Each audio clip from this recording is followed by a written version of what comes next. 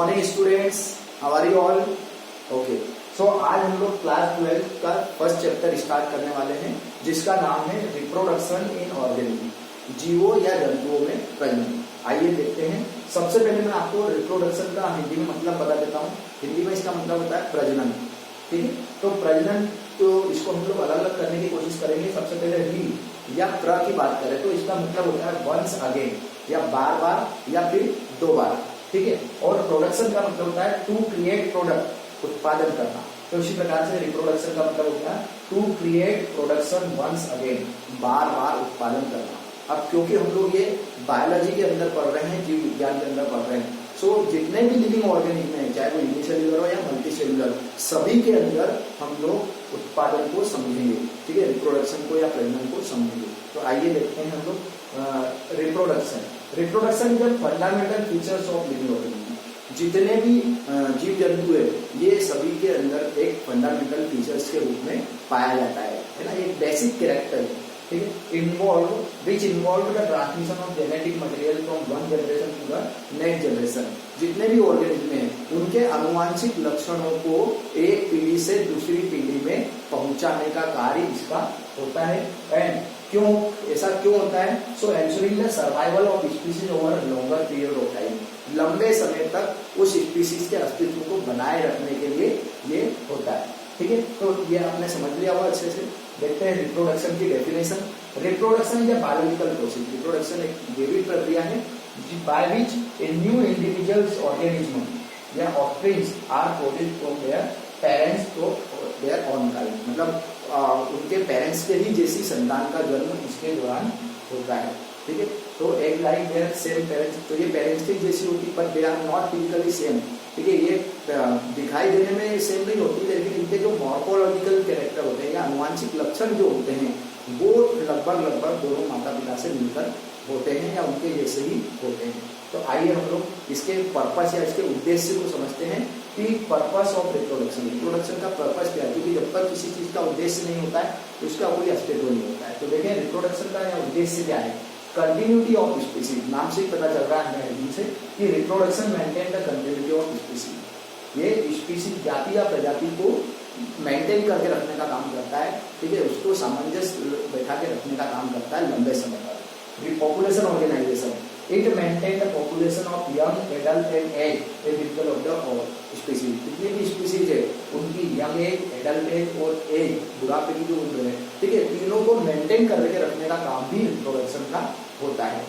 Third देखेंगे replacement. It replace individual dying due to ageing. जो लोग बुजुर्ग होते हैं वो कहीं ना कहीं मृत्यु की ओर जाते हैं और नए बच्चे का जन्म होता है। तो ये एक मेंटेनेंस या रिप्लेसमेंट जो है वो भी इसके माध्यम से ही होता है। वेरिएशन, ठीक है, it introduce variations of the organism.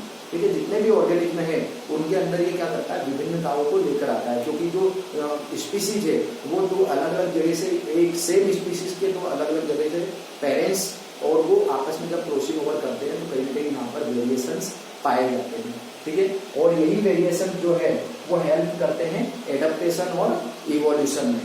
ठीक है, तो एडेप्टेशन मतलब अनुकूलन करना और इवोल्यूशन मतलब कहीं ना कहीं उसमें परिवर्तन आना, लेकिन ग्रेजुअली। ठीक है, तो वो यहाँ पर हेल्प करते हैं। Life, existence of life on the earth is possible only due to reproduction.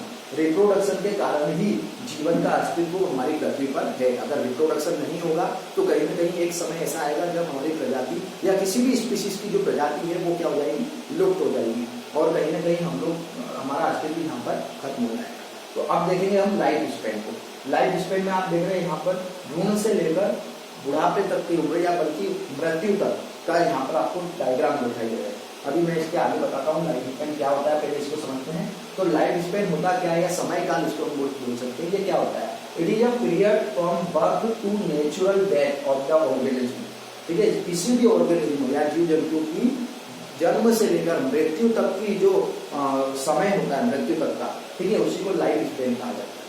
ठीक है, it is a period from birth to natural death, उसकी प्राकृतिक मृत्यु तक, जन्म से लेकर प्राकृतिक मृत्यु तक का जो जीवन काल होता है उसी को हम लाइफ स्पैन कहते हैं। जैसे कि मैं इसकी बैक वाली स्लाइड में आपको वापस से बताता हूँ कि ये यहाँ पर भ्रूण से लेकर यहाँ तक कि ये जो मृत्यु तक का जो समय होता है, इसी को हम लोग क्या बोलते हैं, लाइफ स्पेन। तो आइए इसके बारे में हम लोग समझते हैं। क्या life span of an organism may be from few minute to several thousand year. मतलब कि लाइफ स्पेन या जीवन काल जो है वो कुछ मिनटों से लेकर थाउजेंड ऑफ ईयर्स तक या हंड्रेड ऑफ ईयर्स तक हो सकता है। देखेंगे हम लोग इसमें कुछ डायग्राम्स की हेल्प से।